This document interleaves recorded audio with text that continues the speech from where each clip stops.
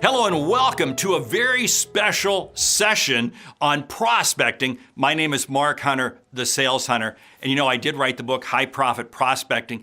This webinar, this session is brought to you by the folks at Info Group and Sales Genie. Now, one of the wonderful things about this webinar is you are going to get a free trial to check out the product. Hey, what could be better? And not just a free trial to kind of see what it's like, but they're going to give you leads that you're going to be able to use. So hey, let's take a walk through this webinar. And what are we working on? Emails. Because if you stop and think about it, emails are really the big focal point of what you are probably using to prospect. But hold it. Stop the presses right there, because I don't want you to think that email is the only way to prospect. Here's what I find happening. A lot of people get into trouble when what they do is they rely on email as their only prospecting tool. And as I talk about in my book, High Profit Prospecting, that can get you into trouble. Email is one of the tools that you use. And when I mean one of the tools, you're also going to be using the telephone. You're going to be using many other tools that are going to help you really prospect more effectively. So now let's dig in. What are we talking about when we say prospecting with email? First of all, I want you to remember something. It is not about just sending out thousands and thousands and thousands of emails, because let me tell you something. You send a bad email to one person, and it's a bad email. You send a bad email to 1,000 people, whoa, that's a really bad mistake. And if you repeat that, well, forget it. You're out of business. So let's walk through. What are the elements of a good prospecting email? First of all, you have to remember that your prospecting email is most likely going to be read on a smartphone. Now, your email, whoa, on a smartphone can easily look pretty dumb. Why? Because you probably wrote it on your desktop or your laptop. One of the things that I tell people when I'm working with them, the first prospecting email you need to do is send it to yourself. You send it to yourself and you look at it on your phone. Now, let's walk through. What are the elements? What are the elements? And Mark, this is the question you're asking. Are you going to give me some specific scripts? Yeah, I will. I'm going to give you some specific scripts that you can use. Now, caution. The results you achieve may not be the idea. What am I saying? What I'm saying is this. Don't take a script that I'm going to share with you and use it word for word. It's probably not going to work. You have to be able to customize it and tweak it to fit your market, your geography, your customer base, your industry, who you are. Because ultimately, the email you send out is a representation of you. So now let's back up the bus, back up the truck, and let's really get into what is that perfect email all about. Well, okay, goes to a smartphone. You have to be prepared for your email to be read on a smartphone. Because really, studies have shown that about 60-65% of all emails are viewed on a smartphone. Now, think about this. If you look at emails on your phone, on a tablet, you probably delete them a lot faster. It's just natural. We delete a lot faster because all we're seeing is just a little snippet of the email. Versus if we're at our desk and we're seeing it on a laptop or a desktop, we see a lot more of it and we tend to open and read more. See, but guess what? The customers we're trying to reach, whether it be B2B, business to business, or B2C, business to consumer, they're busy. They didn't wake up this morning looking for our email. So I've got to make sure that it's attractive, that it grabs them quickly. So what are the elements? First of all, you want to make sure that it's the subject line and the first, 150 characters. But it's not about you. You can't make the email about you. So many times, people start off and they send out an email. Hi, my name is so-and-so, and I'd like to introduce my company to you. Well, think about this. You receive an email like that, and what do? You say, oh, well, that's from a salesperson. You delete it. You delete it immediately. You don't even open it. See, so what I got to do is I have to send you an email that's going to be of interest to you. So this is a key thing. Is the email of interest? So how do I make an email of interest to the person I'm sending it to? Well, this is why This is why you target your emails, and this comes back to where your lead's coming from. This is why I highly recommend Sales Genie.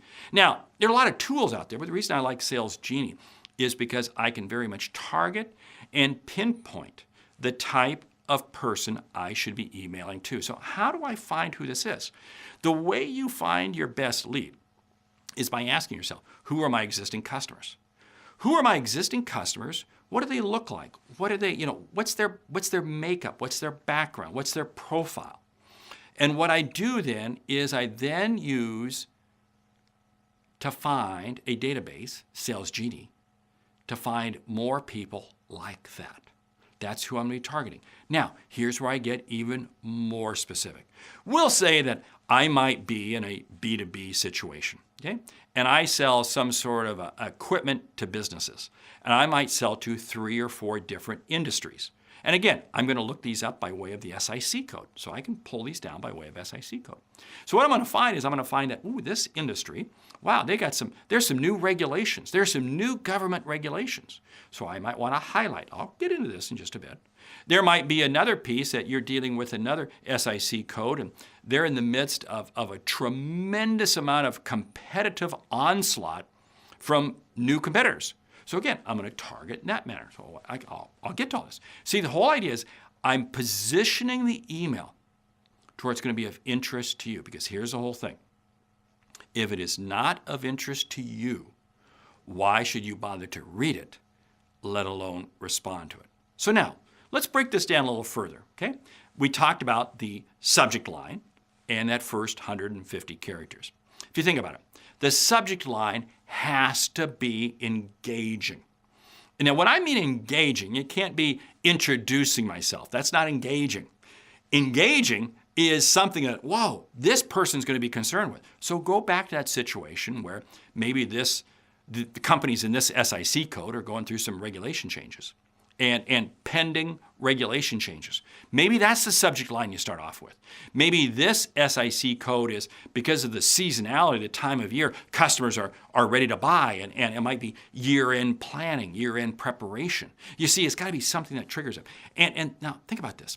On a smartphone, I'm probably only seeing, 50, 60 characters of that subject line, and that's it. Boom. But that's got to grab you. Now, here's where the rubber really hits the road. Because as I look at this on my smartphone, I'm going to only see the first 8 or 9 words. The first 8 or 9 words. That's it. So guess what? I better make sure that those 8 or 9 words hit you, grab you. So I'm not going to waste those first 8 or 9 words by introducing myself. I'm just going to say, hey, regulatory changes impacting this, or end of the year planning is absolutely essential. I'm going to put in there something of interest that's going to grab them. Now, here's the whole thing. You get this on your smartphone. You see this and you go, oh, I guess I should probably read this. But here's where the next big mistake comes in. People will sit there and say, well, if I'm going to send them a prospecting email, I'm going to send them War and Peace. I'm going to send them a whole novel. It's going to have everything in there. And, whoa, time out. If I open up an email on my smartphone, and you're probably the same way, and you suddenly see War and Peace, what do? You delete it. You delete the email because it's too much to read. You see, what I want my prospecting emails to be is I want them to be what I call one swipe. Think about this, one swipe. If you open up something on your smartphone, and you only want to do one swipe with that thumb, because if it's longer than that, you're going to delete it. So what I want to do is I want to package my email up in one swipe. So how do I do that? How I do that, and again, I talk about it in my book, High Profit Prospecting. It's an email that's going to consist of no more than 2 to 3 paragraphs. And each sentence or each paragraph is only going to have really 1 or 2 sentences. So really, if you stop and think about this, it's really only 4 to 6 sentences in the entire prospecting email. That's it. That's it. You say, Mark, how can I give them all the information? You can't. You don't want to, because this is another big mistake people make. People make a big mistake because what they do is they provide the prospect with so much information that the prospect has the ability to make a decision without talking to you. No, That's not what the objective of a prospecting email is all about. Now, unless you happen to be selling something for $3.95 and you want to direct them to a website to have them buy something, but chances are that's not you. What you want to do is you want to have a conversation. See, so all I want to do is I want to give you enough information to interest you, to prompt your conversation, your call back to me. Whoa. Hold on. Nobody responds to emails. I get it.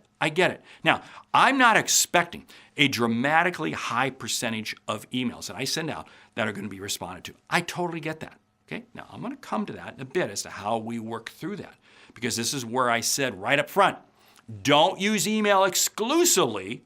You use email in conjunction with things like the telephone and so forth, you see. The whole premise of what I'm talking about is sending you an email that you're probably not going to respond to. And this is why I say what you have to do is you have to use email in conjunction with the telephone. But again, we're going to be kind of unpacking this as we go through. So let's kind of back up the bus again, back up the truck again. So I got these 4 to 6 sentences, 2 to 3 paragraphs. I'm going to share with you some examples right now as I continue to talk. You're going to see them appear on the screen as some samples.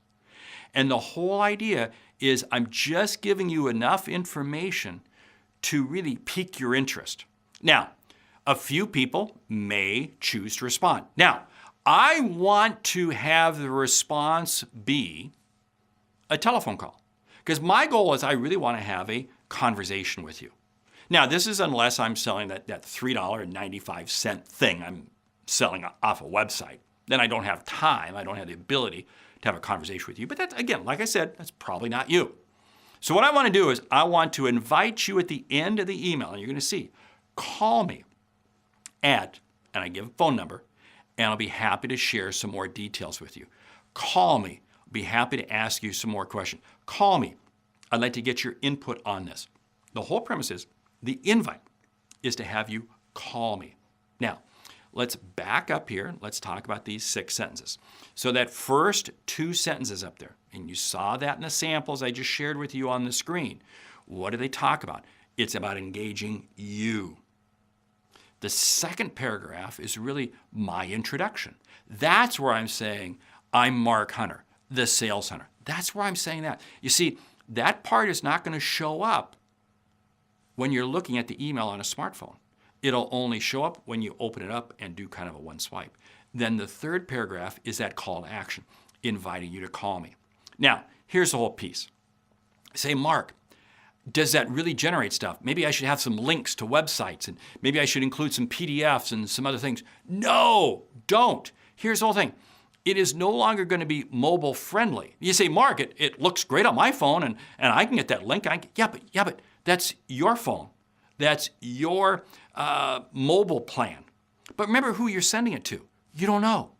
You don't know what their mobile device is. You don't know what their plan is. So what I always say is this.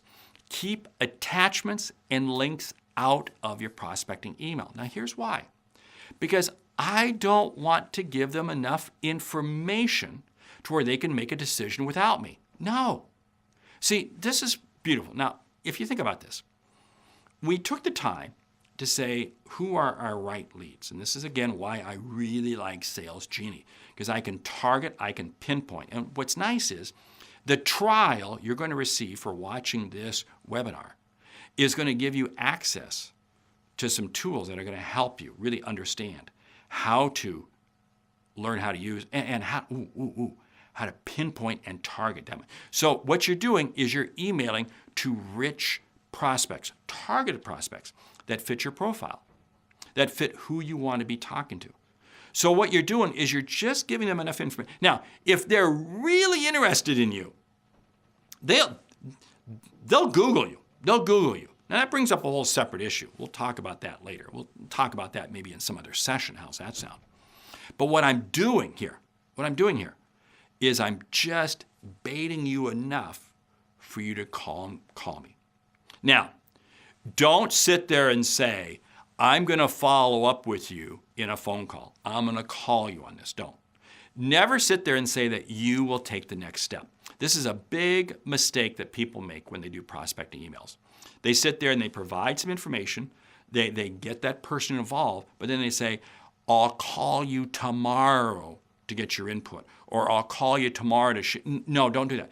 Now what you've done is you said, oh, I don't have to do anything. Wow, they sent me this email. I'm kind of interested, but I don't have to do anything. I'll wait for them to call. No. Now, you do want to call them. You do want to call them, but I'm not going to tell them I'm going to call them. Here's what I do. And again, the exact cadence that you do is going to vary upon your industry, what you sell, and who you're selling to. Okay? But your cadence might be, I'm going to send you the email today. And I'm going to wait for 24 hours before you respond. And if you don't respond, I'm going to call you. I'm going to go ahead and call you. Now, what you don't want to do is to sit there and say, well, I sent you this email today.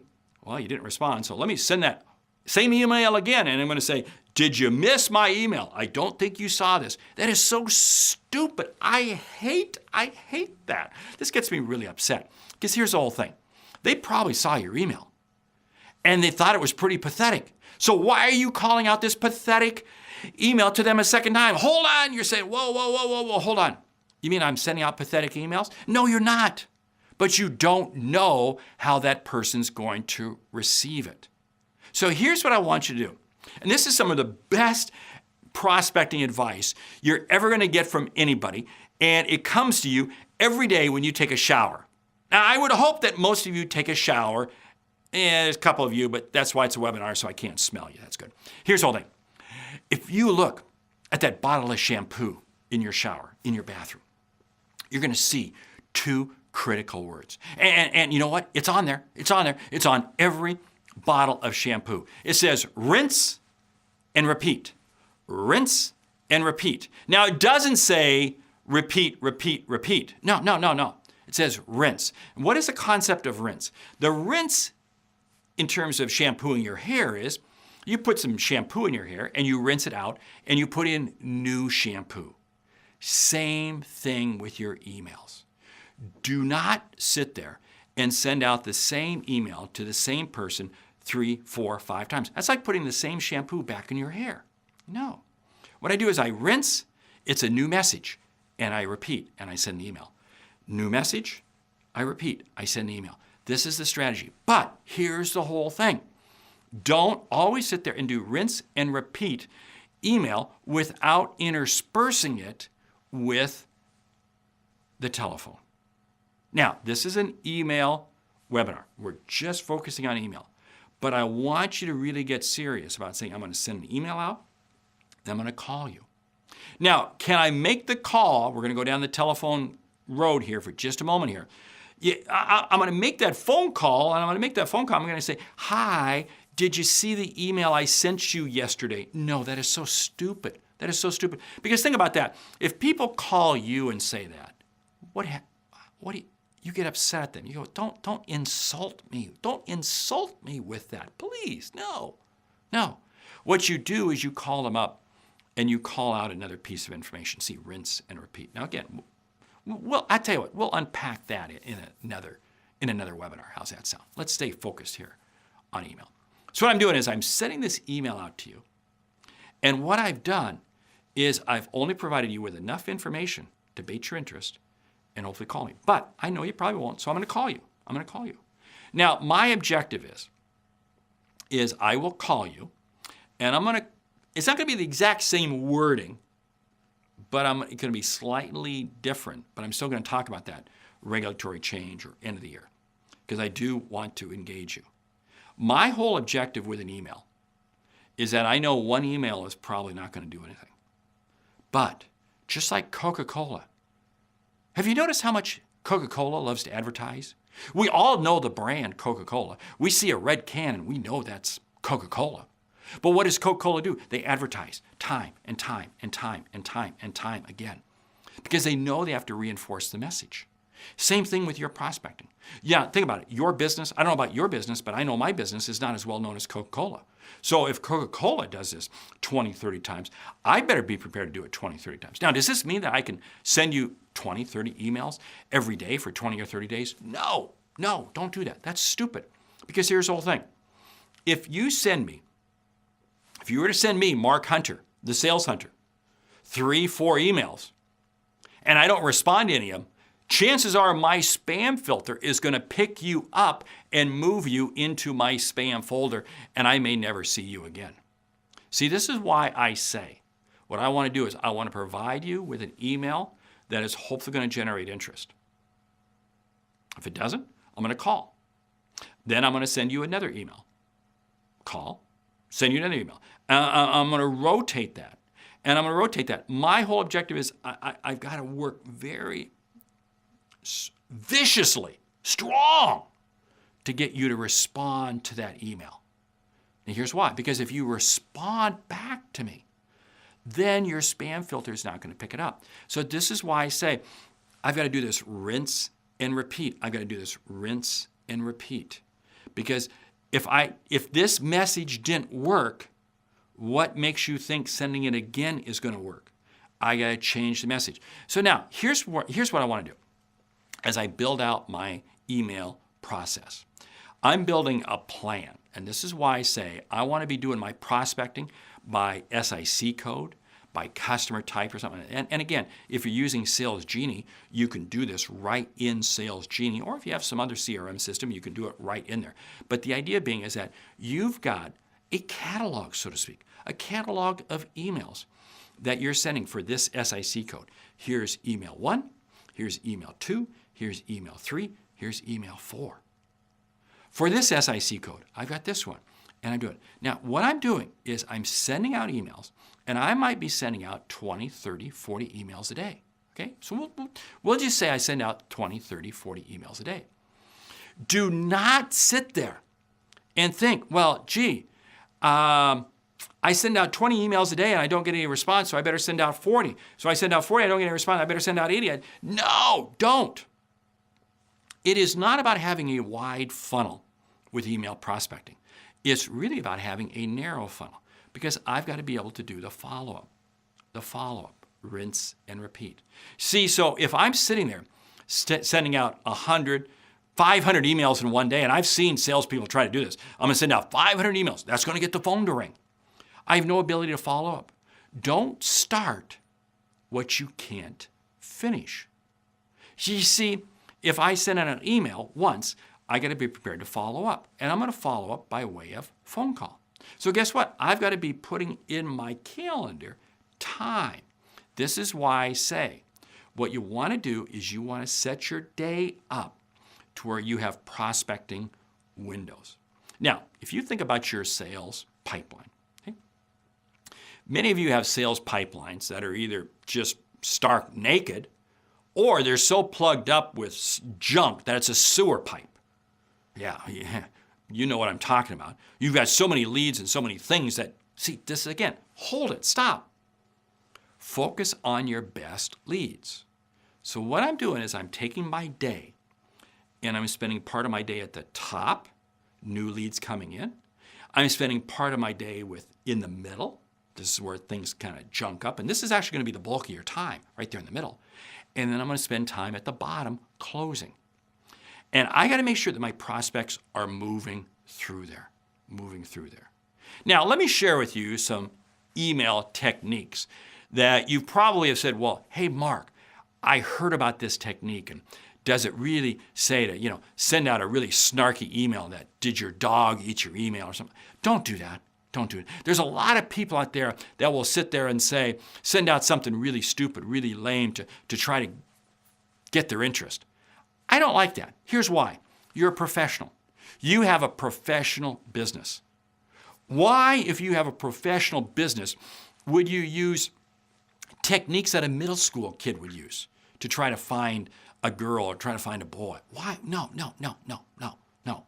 Be serious. I always say, stay with the subject, stay with the content. Now, here's the other piece. People say, well, what is the right time? What is the right time? What is the right day of the week? Here's what I'm going to suggest you do.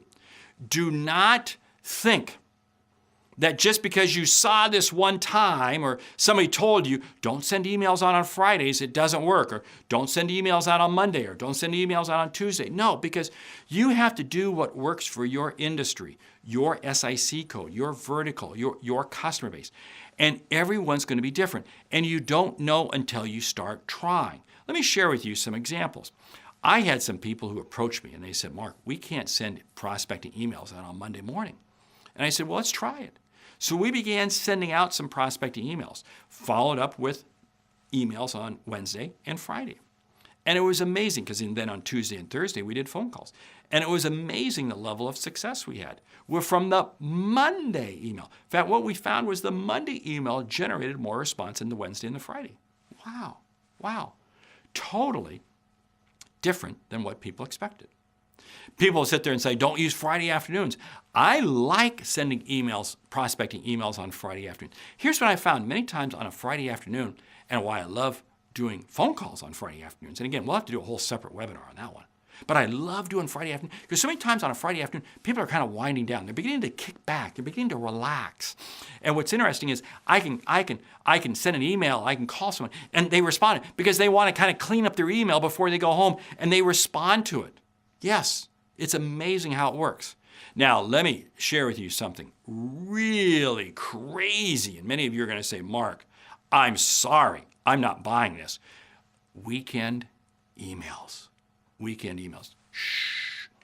Don't share this with other people. But here's what I love. There's a couple strategies. Now, again, you got to know what works for you, what works for your customer base, and what you feel comfortable with. Okay, so you got to. But here's what I found. If you are emailing, if you are prospecting business owners and really senior level people of medium size and larger companies, and you can't get a hold of them during the week because during the week they are chasing the business. They are so engulfed in the business. But you know what I found? I can send somebody like that an email at 6:15 on a Saturday morning, and it's amazing how they respond. Let me give you an example. A few years ago, I was working with a company that exclusively works with hospitals. And their whole objective is that they try to get meetings set up with either the hospital administrator or like the head nurse or somebody of relative importance in the hospital. And they were not having any trouble. They were not having any success at all. It was a struggle. And I said, let's shift this around to Saturday morning. And I shared with them the strategy. I said, send the email on Saturday morning.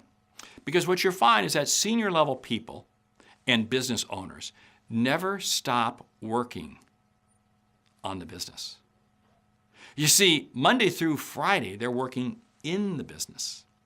But come Saturdays and Sundays, they're working on the business. And what's interesting is you send that email out on a 6:15 on a Saturday morning.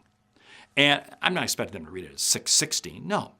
But come 8, 9 o'clock, they may very well be up and they're kind of going through their email and kind of, because now they're working on their business. And suddenly they see that email from you that says, wow, regulatory changes or new system upgrades or something of interest to them. And they go, wow, I'm going to click on that. I'm going to click on that. And it's amazing the response rate. Now, here's what I say. This has to work for you, okay? If they respond back to you at, say, 9, 10 o'clock in the morning, you had better respond back to them come 11, 12 o'clock, 1 o'clock in the afternoon. Because if you wait to respond to them on Monday morning, they're going to say, oh, that person was just a salesperson. You see, but if you respond back to them at, Saturday afternoon, they go, wow, he or she is just like me. I like that person. I want to engage with that person. It is an excellent strategy. Now, again, it doesn't work for everybody, but it's a great tool. Now, here's another piece. I can take mid-level people. Maybe you're trying to deal with managers of companies, managers. And what I'm going to do is I'm going to send them an email of Sunday late afternoon, Sunday early evening. Many times what happens is these people, Sunday evening, they got to start getting ready for the week. They got to start getting ready for the week. So what do? They dive in and they look at email. And it's amazing how people will sit there and respond to your email. Now you say, Mark, what's the difference between that Saturday morning email for that senior level, that business owner, and that Sunday afternoon for the mid-level person?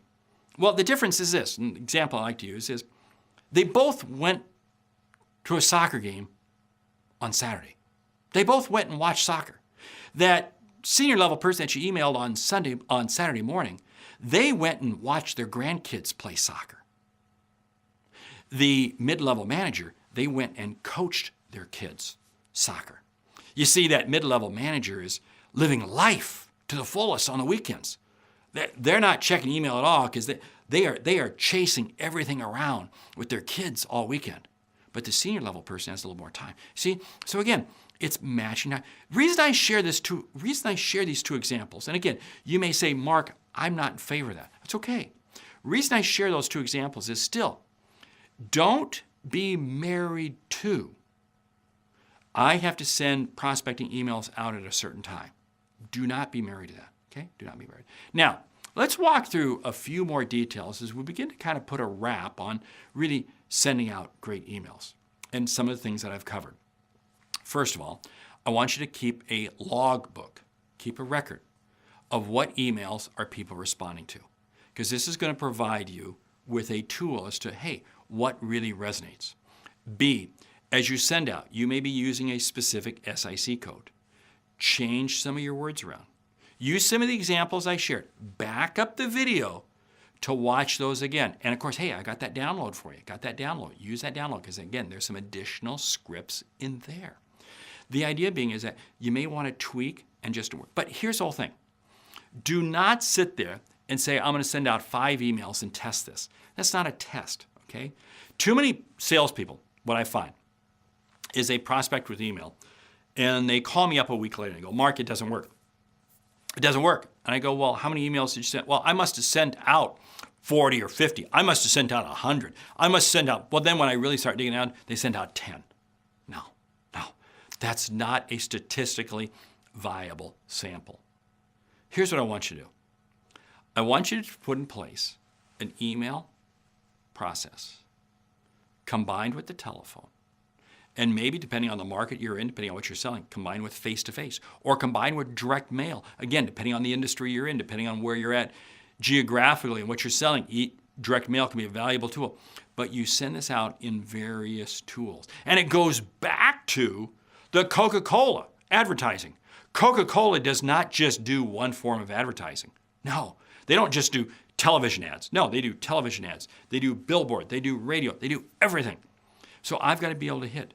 But what I want to do is I want to be able to have a message I know that is going to resonate with them. So what does that mean? I've got to be recording. I got to be making sure I'm keeping a track record. And again, this is why I love Sales Genie, because I can record all this. The last thing you want to have happen is you suddenly get a prospect that you've sent some emails to, and you get them on the phone and they say, oh, that was a great email you sent. Yeah, I'd really like to get some more information. And you go, oh, I don't know what it was that I said. You see, I got to make sure that I'm keeping a record of what I'm sending. So I don't care what the tool is, what the method is, but you want to use it. Now, let's come back to this whole thing where I said, how many emails do I really need to send out to really know if this is working? Well, let me tell you this. You're never going to quite know, because here's what I've found. I have been working with salespeople for years and years on email. And it's amazing how I might use one email today and we use it for a couple months and it doesn't work. But then we come back to that same email a couple months later and suddenly it works. Don't ever give up. One of the things that I think really causes people to struggle with prospecting is they give up too soon, which really comes into the final point that I really want to drive home with you right now. The final point is this. What is the number of contacts that you're willing to make with somebody? I want you to stop and think about something. You know you can help people. You know you can help people.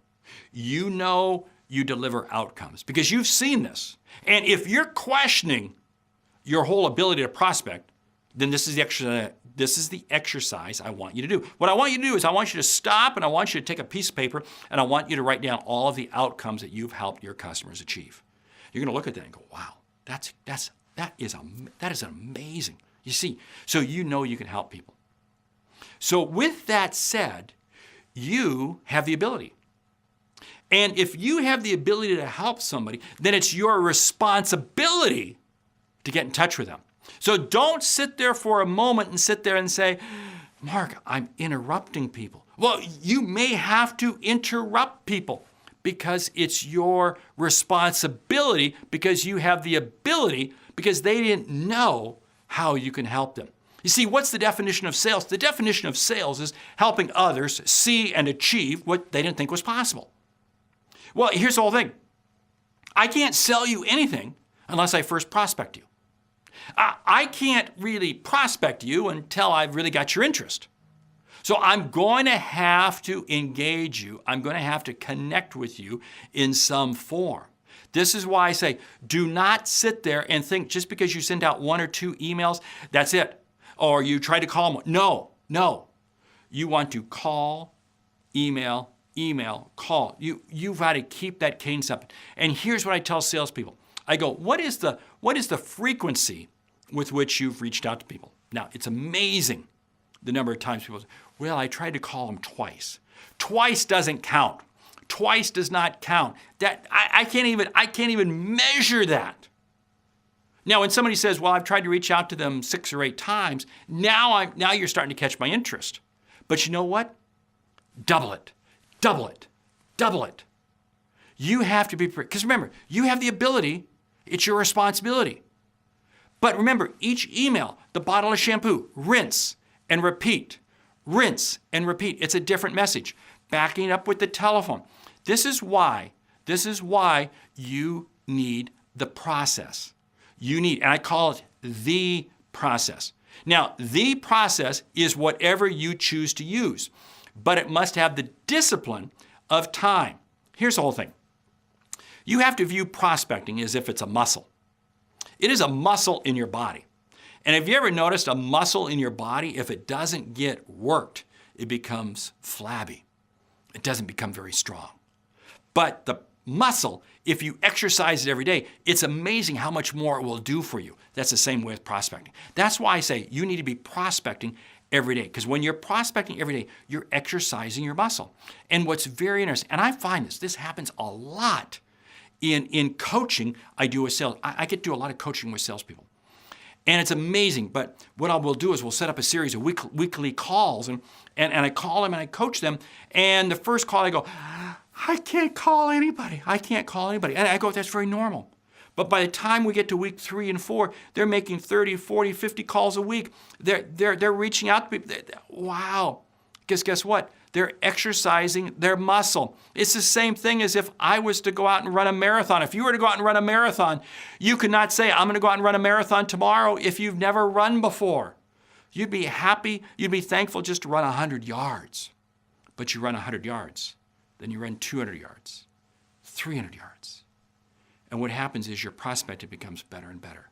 And what's interesting is when you're training for that marathon, you're learning what types of conditioning works better. See, when you're prospecting, you're learning which emails are working better. What's the right cadence I should be using?